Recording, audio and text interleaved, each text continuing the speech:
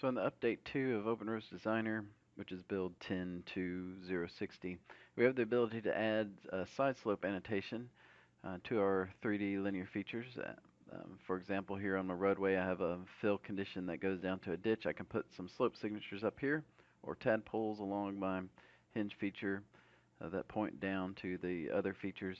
To do that, I'm going to add an annotation group. So I'm going to come over to my annotation groups, and we have this new category here called Linear 3D, and I'm going to add a new one here, and I'm going to call it Hinge, because I'm going to add these slope signatures to my hinge feature, which is here. And then once I have it created there, I'm going to manage it, and I'm going to add a new and side slope annotation is what I'm after here. So as soon as I pick a side slope annotation in my list, I can see that it's showing me what initially is going to be there. Right now it's going to put a major tick every 100 feet along there. I want to tighten that up because I have a smaller data set here. And it's going to put minors per majors of 1. And I'm going to, again, add a little bit more so we can see what's going on. And then the main thing we need to add here is the name of the feature definition that we're going to be looking at to annotate the slope to. So I'm going to be going from my hinge down here to my ditch bottom. So let me just click on that and see what the feature definition name is.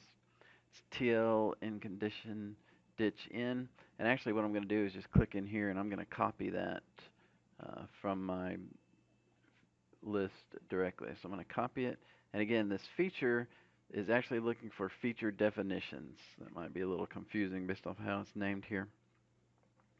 And once we have that added, we're going to see a slope signature wherever we apply this annotation group down to a feature definition named till in condition ditch in.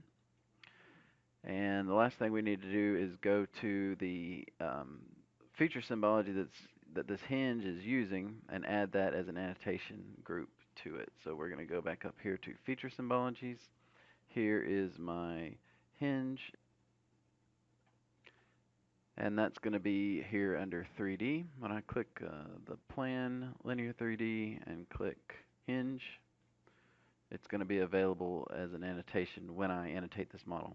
So that's the last thing I need to do. Go to drawing production. I'm going to let's just do element annotation. We'll just annotate the one element, locate the element, and that's this hinge, and then reset to complete. Um, and there's my slope signatures added in there based off the annotation group that we just created. Going down, that I added this one feature definition, so it's only annotating to that feature definition. You can see that when we get down here, we're still in a fill condition, but the feature definition for that ditch no longer exists. So what I want to do is come in and figure out another feature definition name to add to my list. So I'm going to right click down here and pick this feature here, and this is TL in condition cut tie. I want to add that to my list in my annotation group. I'm going to copy here, go back to my annotation group that I created for hinge.